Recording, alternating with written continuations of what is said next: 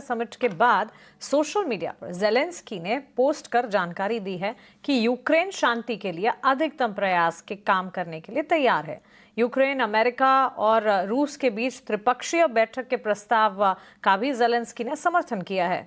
साथ ही उन्होंने जानकारी दी कि सोमवार को वॉशिंगटन में राष्ट्रपति ट्रंप से मुलाकात करेंगे। साथ ही ये भी कहा कि भागीदारी जरूरी ताकि भरोसेमंद सुरक्षा गारंटी सुनिश्चित हो।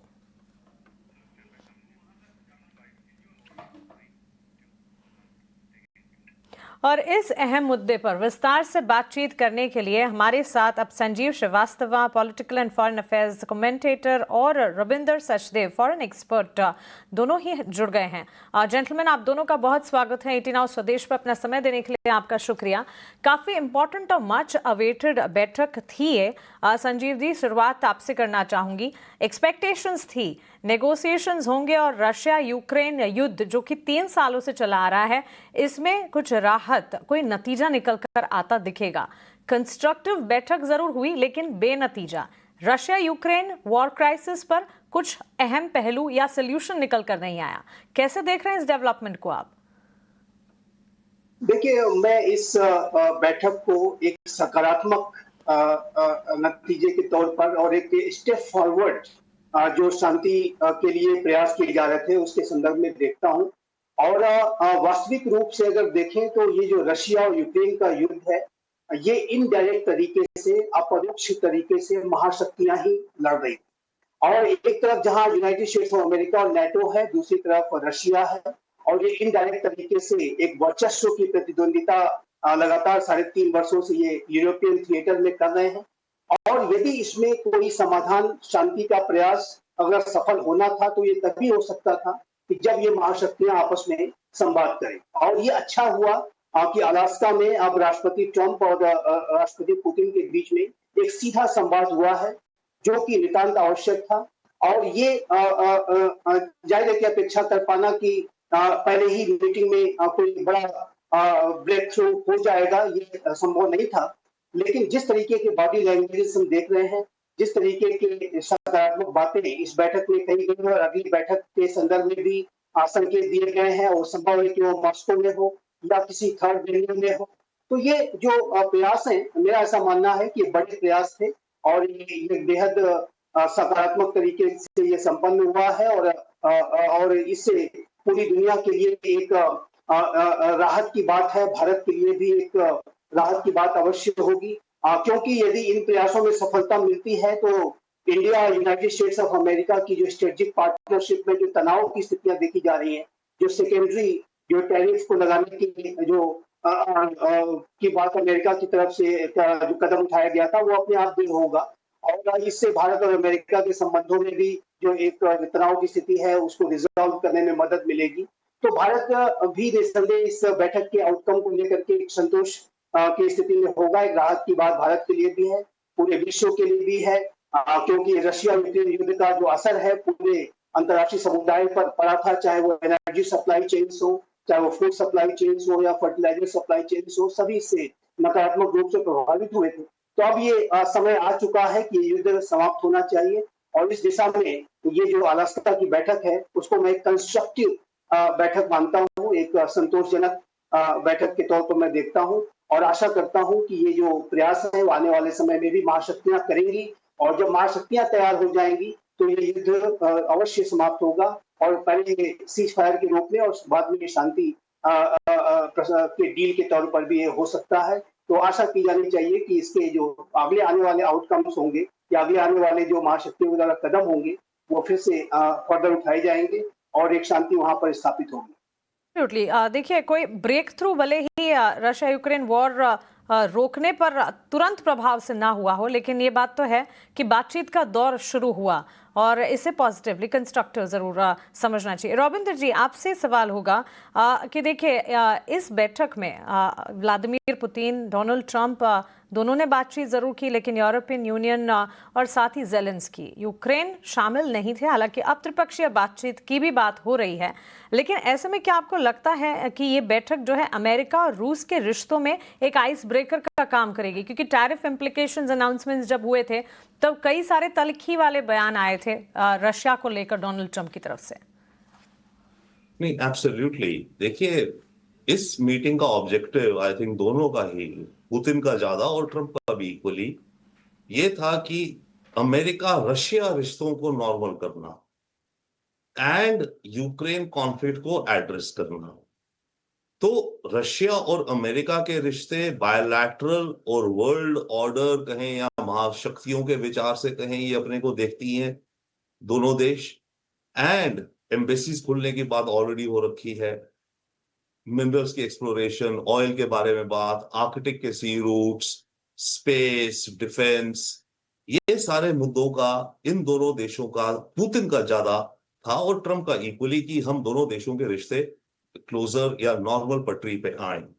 उसके अलावा जो दूसरी बकेट थी, वो बकेट थी यूक्रेन कॉन्फ्लिक्ट।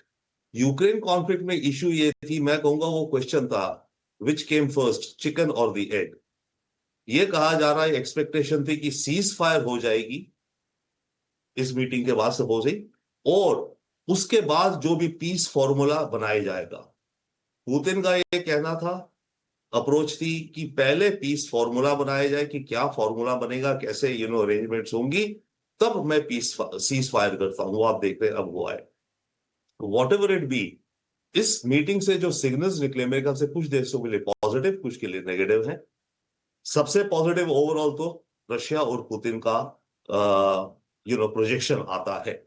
ओके, रशिया वापस दुनिया से, पहले तो वो डॉग हाउस में था, cut out of the world हो गया था, हुक्का पानी बंद हो गया था रशिया का, राइट, दुनिया से काट दिया जा रहा था उसे पूरा।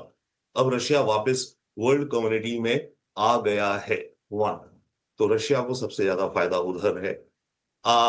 फायदा इंसिडेंटली इंडिया को बहुत है। इंडिया को ये फायदा, जैसे आपके अभी कोलीग बता रहे थे, देखिए अगर ये मीटिंग डिजास्टर्स हो जाती तो अमेरिका सैंक्शंस और बढ़ाता, टैरिफ और बढ़ाता, और अमेरिका के अंदर उनकी यूएस की सेनेट में 100% से 500% की बात चल रही है टैरिफ लगाने की। तो अगर ये मीटिंग तू मैं हो जाती, डिजास्टर, तो वो सेकेंडरी टैरिफ्स बढ़ते हैं, जिसका नुकसान इमीडिएट हमें होता, नॉट ओनली तेल खरीदने में, हमें उसका एक और नुकसान भी होता कि हमारे और अमेरिका के रिश्तों में और कड़वाहट आती, क्योंकि हम फर्म स्टैंड लेते, अमेरिका उससे नाराज होता, वो हमारी दरारें पड़ती। ओके, हमें एक और फायदा हुआ इस मीटिंग से, वो ये हुआ कि रशिया इस जंग के चलते चाइना की तरफ टिल्ट करता जा रहा है, काफी कुछ टिल्ट कर चुका है। अब जब रशिया और अमेरिका के रिश्ते थोड़े नॉर्मल होंगे, बिल्कुल, और सीज फायर आगे होगी, देखे तो रशिया को उसकी इतनी नॉट जरूरत नहीं होगी, पर कम डिपेंडेंसी जी, होगी उसकी चाइना के ऊपर।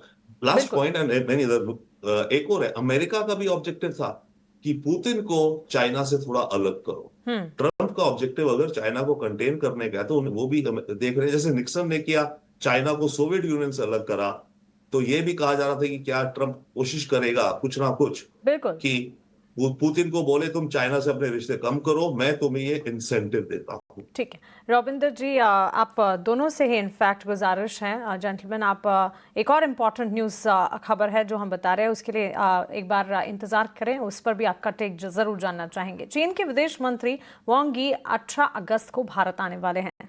गलवान घाटी पर विवाद के बाद चीन के विदेश मंत्री की ये पहली भारत यात्रा होगी। द्विपक्षीय रिश्तों को मजबूत करना और सीमा मुद्दे पर वार्ता, ये एजेंडे में शामिल होंगे। आने वाले हफ्तों में फ्लाइट सेवाएं बहाल होने की संभावना भी है। भारत चीन तनाव को नियंत्रित करने और सहयोग बढ़ाने की कोशिश में लगातार दोनों देश अब जुट गए हैं। इस पर और ज्यादा जानकारी के साथ हमारी सहयोगी सुमिता करीर भी हमारे साथ जुड़ी हैं। जी सुमिता, बताइए। जी, ये काफ़ी इम्पॉर्टेंट डिप्लोमेटिक विजिट होगी, क्योंकि अगस्त के एंड में जैसे कि रिपोर्ट्स ने सजेस्ट किया, prime minister Narendra Modi China पे ट्रैवल करेंगे, वहाँ पे वो SCO समिट को अटेंड करेंगे, और जहाँ पे उनके बायलैटरल्स हो सकते हैं चाइनीज़ प्रेसिडेंट शी जिनपिंग से। अब देखिए कि जहाँ तक इस विजिट का जो सवाल है, जो चाइनीज़ फॉरेन मिनिस्टर वांग यी का इंडिया विजिट का सवाल है, ये 18 से 20 के बीच में होगी, अगले हफ्ते होगी। और इसमें MEA ने जो अपना कम्युनिकेशन इशू किया, उसके अकॉर्डिंग वांग यी जो है वो एक बायलैटरल करेंगे इंडिया के external affairs minister doctor S Jaishankar से। वो बातचीत भी करेंगे NS या अजीत डोभाल से, क्योंकि वो स्पेशल रिप्रेजेंटेटिव हैं, और बाउंड्री रिलेटेड क्वेश्चन पे उनसे बात करेंगे। और पहले भी जस्ट लास्ट वीक ही MEA ने क्लैरिफाई किया था कि चाइना के साथ जो बाउंड्री रिलेटेड टॉक्स हैं वो होती रहती हैं, डिफरेंट लेवल्स पे वो हो रही हैं।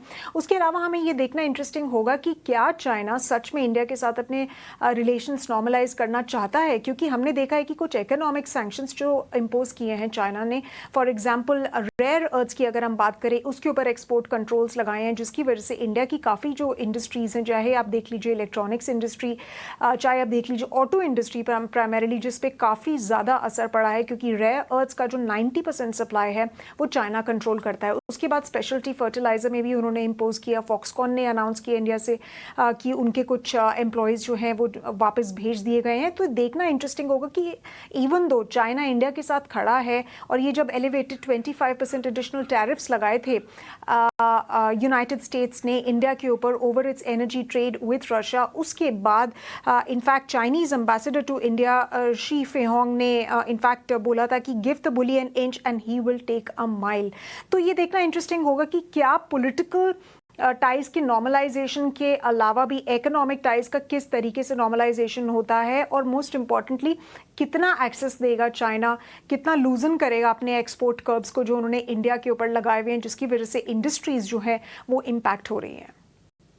बेहद अहम जानकारी आप दे रही हैं, शुक्रिया हमारे साथ जुड़ने के लिए और ये सारी डिटेल्स हमें बताने के लिए। क्विकली संजीव जी और रॉबिंदर जी, आपसे ब्रीफ टेक्स इस खबर पर भी जानना चाहेंगे, समय की पाबंदी जरूर है। संजीव जी, शुरुआत आपसे करूंगी। गलवान विवाद के बाद चीन के विदेश मंत्री पहली बार भारत यात्रा पर आने वाले हैं, क्या ये रिश्तों में एक नया मोड़ ला सकती है ये बैठक? जी, ये एक बेहद महत्वपूर्ण विजिट होगी, और दोनों ही भारत के जो स्पेशल रिप्रेजेंटेटिव राष्ट्रीय सुरक्षा सलाहकार श्री अजीत डोवाल और चाइना के विदेश मंत्री और स्पेशल रिप्रेजेंटेटिव वांग यी के बीच में बातचीत होगी। और भारत और चाइना के बीच में यदि संबंधों में सुधार होता है, यदि नॉर्मलाइज होते हैं, तो जाहिर है कि इसके ग्लोबल जो इसकी जो मैसेजिंग है वो भी बहुत ही महत्वपूर्ण होगी। और वर्तमान समय में जिस तरीके से भारत के ऊपर यूनाइटेड स्टेट्स ऑफ अमेरिका के द्वारा एक दबाव बनाया जा रहा है, चाहे वो टैरिफ को लेकर के हो या सेकेंडरी टैरिफ को लेकर के हो, और जो विश्व में जो एक महाशक्तियों के बीच में एक स्ट्रेटेजिक राइवलरी बनती जा रही है, राष्ट्रपति ट्रंप और राष्ट्रपति पुतिन के बीच में मुलाकात अवश्य हुई है, दोनों के बीच में एक बेहतर संबंध अवश्य है, लेकिन यूनाइटेड स्टेट्स ऑफ अमेरिका और रशिया की जो एक लॉन्ग टर्म की जो जियो स्ट्रेटेजिक राइवलरी है, जो एक स्ट्रेटेजिक कंपटीशन है, वो आने वाले समय में भी बहुत इंटेंस होगा, वो बड़ा होगा। और ऐसे में जो भारत के ऊपर इसके जो एक इम्प्लीकेशंस होंगे, उस इम्प्लीकेशंस को डील करने के लिए भारत के लिए नितांत आवश्यक है कि भारत अपनी स्ट्रेटेजिक ऑटोनॉमी को पूरी तरह से मेंटेन करे, और भारत अपने स्वयं के निर्णय लेते हुए अपने पड़ोसियों के साथ और चाइना जैसे बड़े पड़ोसी के साथ यदि अच्छे संबंध स्थापित कर पाता है, तो ये भारत की जो अपनी स्ट्रेटेजिक पोजिशनिंग है और यूनाइटेड स्टेट्स ऑफ अमेरिका या कहीं से भी जो पुल्स एंड प्रेशर्स आते हैं, उसको डील करने में भारत को भी बहुत मदद मिलेगी, और भारत भी ये मैसेज अमेरिका को और पूरे विश्व को दे पाएगा कि भारत अपने निर्णय स्वयं लेगा और अपने स्ट्रेटेजिक ऑटोनॉमी को मेंटेन करते हुए, चाहे वो रशिया हो चाहे वो चाइना हो, सभी के साथ अपने संबंधों को सुधारने के लिए प्रयास कार्य करेगा, किसी थर्ड पार्टी के दबाव में भारत कार्य नहीं करेगा। तो ये मैसेज देना भी नितांत आवश्यक है, और उस संदर्भ में भी मैं इस यात्रा को महत्वपूर्ण मानता हूँ। एक बात मैं अवश्य कहूंगा, यदि भारत और चाइना के बीच में जो LAC के परमानेंट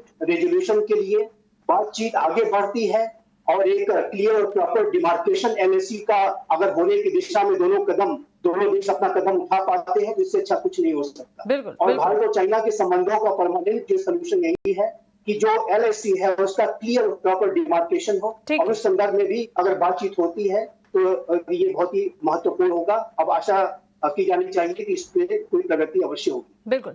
रॉबिंदर जी, चीन के विदेश मंत्री का भारत दौरा क्या सांकेतिक कूटनीति है या फिर भारत चीन रिश्तों में एक वास्तविक सुधार की तैयारी है आपके हिसाब से? सब कुछ है, ब्लैक एंड व्हाइट है, ग्रे है, एवरीथिंग इन बिटवीन है। मैं कहूंगा एक अलास्का मीटिंग का हमें एक और फायदा हुआ है।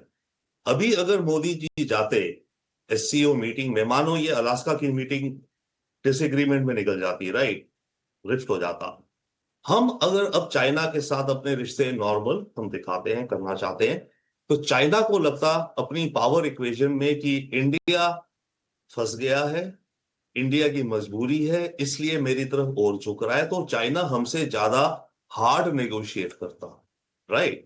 अब जो ये आउटकम आया है इस अलास्का मीटिंग का, इसका हमें ये फायदा हुआ है कि जब रशिया अमेरिका के रिश्ते नॉर्मल हो रहे हैं, हम पे सेकेंडरी सैंक्शंस नहीं लगेंगी, हट भी जाएंगी, तो हमारा और अमेरिका के बीच में जो दरारें पड़नी शुरू हो गई थी वो अब रुक जाएंगी। तो अब हम अब प्राइम मिनिस्टर मोदी जब शी जिनपिंग से बात करेंगे, आई थिंक वो जो बादल थे वो कम हो जाएंगे। अदरवाइज चाइना अज्यूम करता कि उसका अपर हैंड है, क्योंकि इंडिया को अमेरिका से कट रहा है, अमेरिका से डिफरेंसेस हो रहे हैं, इसलिए भारत हमारी तरफ झुक रहा है। तो हमें एक ये फायदा है डिस्कशंस नेगोशिएशंस में। But quickly in terms of आपके टाइम की कमी है, बट जो संजीव जी ने बात की वेरी मच सो, हमारी और चाइना की I think there are 2.5 problems. एक प्रॉब्लम है हमारी बाउंड्री की, एलएसी की। दूसरी प्रॉब्लम है हमारी चाइना जो पाकिस्तान को सपोर्ट ओब्लिक आतंक का सपोर्ट करता है। और 0.5 प्रॉब्लम है हमारी शायद तिब्बत को लेकर के, ऑनेस्टली। नाउ इन सब में yes, LAC is the most pertinent one. और इसमें एक्चुअली हमें अगर हम इसे सॉल्व कर पाए, मैं तो कहता हूं जहां जहां हमारी डिस्प्यूट्स है ना, 40-45 जगह एलएसी में, आप अक्साई चीन छोड़ दीजिए, अरुणाचल को अलग कीजिए, इन 40-45 को मैप आउट अगर कर सको, 100 किलोमीटर 500 स्क्वायर किलोमीटर जितना भी है, उन पे बाउंड्री लगा के उन्हें कहो ये नो मैन्स लैंड है, फ्रोजन है, गार्डन्स ऑफ पीस है, हमेशा हमेशा के लिए उसको फ्रीज कर दो। क्या है, पहाड़ है, रगड़ रगड़ इन्वायरमेंट ही तो है। पर हाँ, उसमें प्रॉब्लम ये होगी कि हमारी मिलिट्री कहेगी हमारा Correct. स्ट्रेटेजिक पॉइंट जाता है, उनकी कहेगी उनका जाता है। बट अगर ये अप्रोच गलवान में भी हो, क्या रहा है, गलवान में भी मोरलेस यही तो हुआ है, बफर जोन बना हुआ है बीच में। जी, ओके, इसी तरह के अगर हम पायलट करते जाएं, गार्डन्स ऑफ पीस बना दे 40-45 इस पूरे एलएसी पे, बिल्कुल। We are hugely, I think conflict, हमारा डिफरेंसेस रिजॉल्व होगा। बट डिपेंड करेगा चाइना की मत पे और उसकी मंशा पे। और इशू ये है कि कोई भी सरकार, भारत सरकार भी ये गार्डन्स ऑफ पीस आइडिया नहीं रख पाएगी मेरे ख्याल से, क्योंकि जो लाएगा पहले वो लगेगा कि वो ज्यादा इच्छुक है सेटलमेंट करने के। बिल्कुल, तो बिल्कुल। मेरे विचार से ये आइडिया आने चाहिए ज्यादा पब्लिक से, हमारे थिंक टैंक से, हमारे मीडिया से, और चाइना की तरफ से भी पब्लिक से आने चाहिए, जी, जी। ताकि दोनों देशों की सरकारें और एकेडमिक्स से, संजीव जी जैसे एक्सेप्शनल लीडर से, right, as things to think about, and then धीरे धीरे फिर अगर कुछ बने तो वो एक मुझे रास्ता दिखता है बिल्कुल। लॉन्ग टर्म का। अदरवाइज चांसेस एलएसी के रिजॉल्व होने के बहुत ही कम। अग्रीड। संजीव जी, रविंदर जी, बहुत शुक्रिया आपका हमारे साथ जुड़ने के लिए और सवालों के जवाब देने के लिए। चलिए आगे बढ़ेंगे और अब बात करते हैं जीएसटी और स्वतंत्रता